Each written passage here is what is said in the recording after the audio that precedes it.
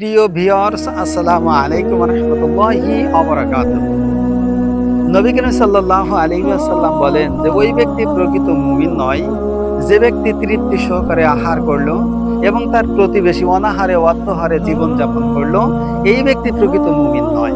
আল্লাহ রসুল বলেন যে ওই ব্যক্তি যদিও নামাজ পড়ে, রোজা রাখে, হজ করে, জাকাত দেয়, তারপরেও ওই ব্যক্তি প্রকৃত মুমিন হতে পারে না।